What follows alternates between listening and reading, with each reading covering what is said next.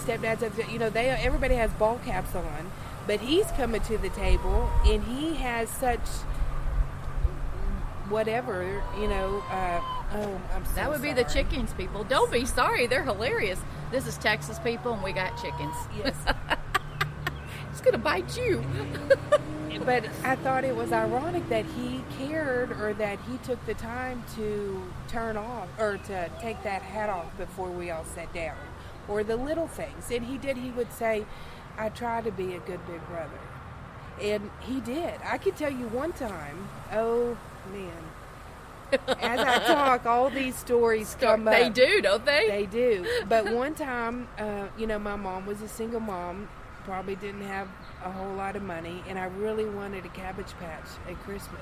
And they were pretty in demand and expensive, were they not? They were. If I remember correctly. And I remember more than one time that would be her knocking the chicken away, people. Yeah, you're not supposed to tell them what I'm doing, man. I'm sorry. I think the chicken will win, Kari.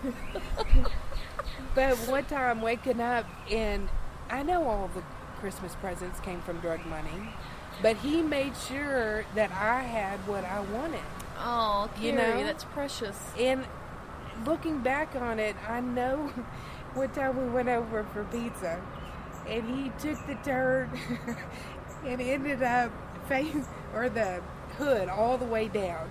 And so walking home, and we get home with the pizza, and all the toppings are in the box on one side.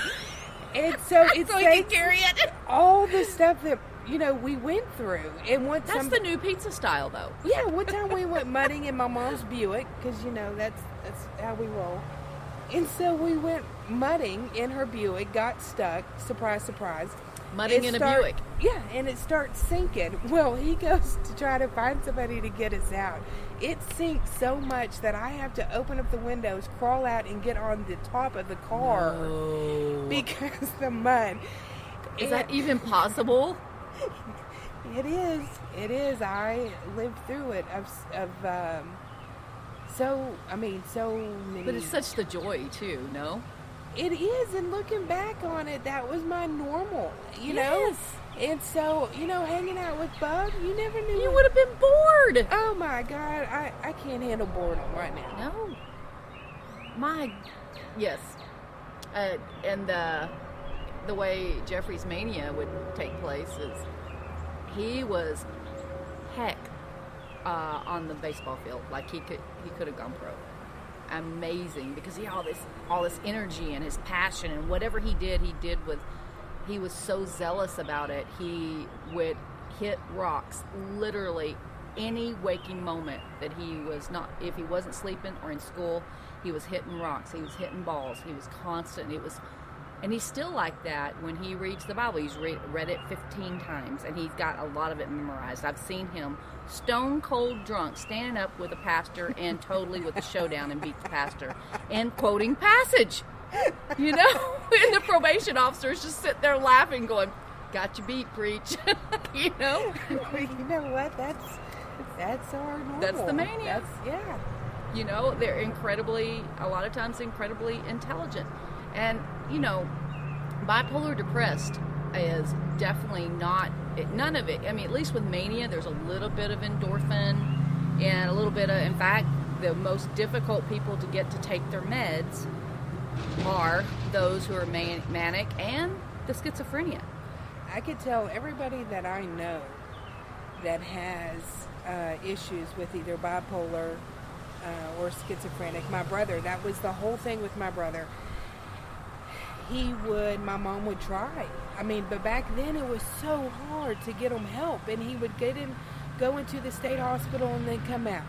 And then, falling through every cracks. And I can tell you, even as a grown adult, I said, okay, bub, we're going to get your driver's license. We're going to apply for food stamps, because I think it is insane that someone can be walking around with paranoid schizophrenic, homeless, and not be able to get food stamps. I think it is... Not at all? No. And I'll tell you why. This is one story that I learned. And I even called the senator, Greg Estes, I had a meeting with him. And he's like, oh, I'm so sorry, and that he fell through all the cracks, and let me see if, whatever. Nothing changes. But I have fought the good fight. Me and my mom, it's not the lack of caring or trying again. So I said, okay, bub, let's go get your driver's license. We're going to get this taken care of. Standing in line at the DMV with my brother for hours. Okay, that was fun in itself. I think that was fun in itself. Finally get the driver's license, go to the post office. I need a post office box for my brother. He said, well, you can't do it for a brother. It has to be a sibling, or it has to be a husband. And so I said, oh, did I say my brother? And now the trash, of course. You guys, in case you wonder, the last time we did the recording, the trash man came by and the dogs went nuts. That's why we're outside and the dogs are inside. So stay tuned, because you're going to hear some dogs barking. And this is like a 125-pound dog. He can definitely bark. Yeah. Apparently it is not meant for us. It is not. Well, no, we're supposed to be associated with dog barks and the trash truck. This is real life, huh? It is definitely real life. But I went to get the post office box form, and they said you have to be a spouse. So I said, well, I didn't mean to say my brother. I meant to say my spouse, because we have the same last name. I can't imagine how your brother's going to respond to that. So how are they going to know? And so she was like, really? And I said, no, yeah, he's my husband right here, right here. He's going, I ain't kissing you, sis. I ain't kissing you.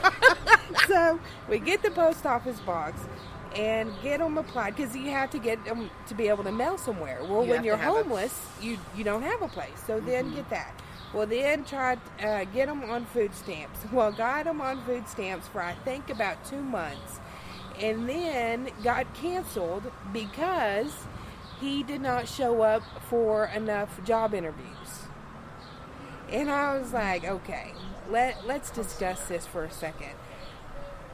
My brother he's not going to go on a job interview.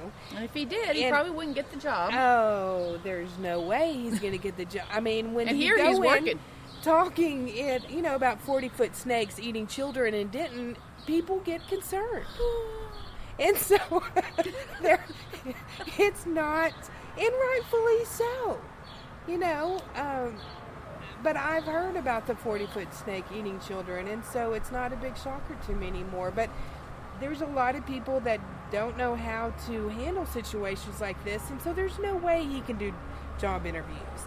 And so I'm just thinking, this is insane that we have some people out there, there's bad apples in every group, some people that take advantage of the situation and that don't really need the assistance. And then we have the other extreme that is so far gone that they can't, not that he can't take care of himself, because he's still walking and talking and wiping his butt and stuff like that. Yeah. But I'm talking about living on your own. I'm talking about having a job to be able to pay your bills. And we have even tried renting him an apartment, and then we go in and he breaks the windows, or he leaves. So we have tried everything. There was a project at, I believe it was at Texas Women's many years ago, probably 10 years ago, where they did exactly this. They did, like, for their, it was a master's thesis thing or doctoral level. They did a project where they took in the homeless, and they had to qualify, and put them in apartments and provided for them. And overall, now I'm speaking out of turn, I may be wrong about this, but my memory is that it wasn't successful, because the majority of them didn't want to be in, the 3 hots and a cot in a safe place and all that. The majority of them wanted their life on the streets. For those wondering, Kari, does he just he's kind of nomadic, goes from place to place? Does he? I'm sure he has like his set people that he knows that are good to him, and that he's good to. Well, when I went to the tobacco shop to get him some cigarettes. The guy there was like, "He's your brother?" And I said, "Yeah." I have known him over 15 years. He is a great man. And I said, "Thank you." And I said, "Can I ask you a question?" I said, if he comes in here and eating cigarettes or something, can you make sure that he gets what he needs? I'll give you my phone number. I'll come back and I'll pay you. That's I promise beautiful. that I'll take care of you. You know, the guy that's at the convenience store now that he works for, giving him coffee and cigarettes, he says, you know, whenever COVID came, he can come stay with you whenever he wants to come back to Denton. He'll always have a job here. He is very dependable. He's hardworking. He'll clean the floors, do whatever. He might talk to himself the whole time, but just and let he feels him go. joyful while doing it. You know, and so it's more of a free spirit. I mean, just free spirited. I'm gonna walk to the library, and then I'm gonna, you know, go down here and get the coffee. And like I said, he just has his routine, and he's happy. Now, bipolar,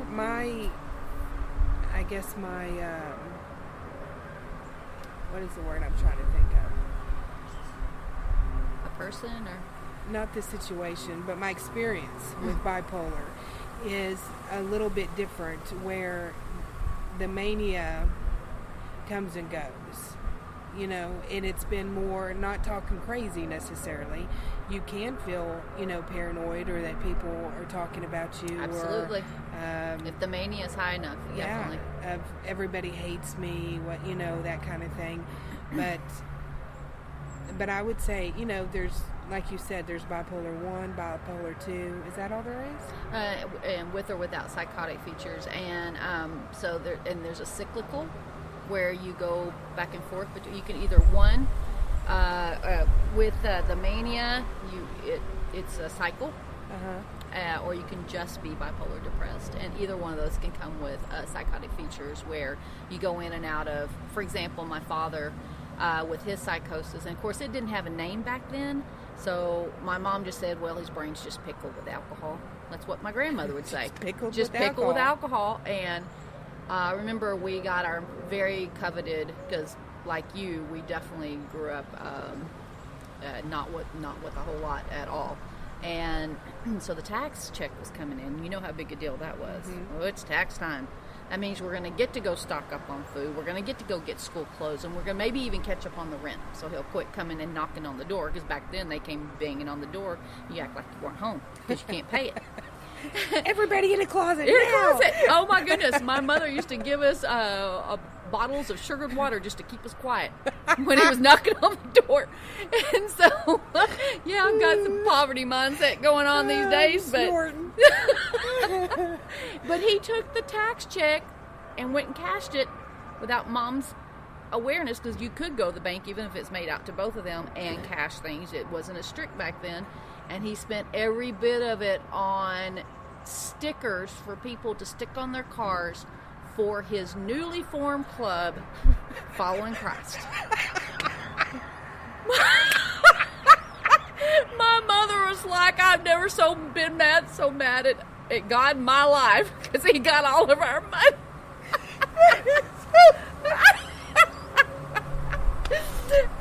And I can laugh today, but I was like, oh, Jesus. We ain't going to eat, but we got stickers. We got stickers. You know, might as well cover my butt in them, because we're not going to be able to buy clothes. Loving the mania. But wait, she's just thinking pickle brain from the alcohol. My brother did that, plus a lot of those things. But with both, I have seen that if they're on medication, then they start doing better, they start feeling better, thinking better, and then they're like, well, you know what, I don't need it. I don't really need it anymore because I'm doing great. Yep. And so then they stop taking it, they hit a big hole, they dig a big hole, and then you finally can sometimes talk them into getting back on medication. And the same thing happens over and over again. And it might even take a year, 3, whatever, to repeat that cycle.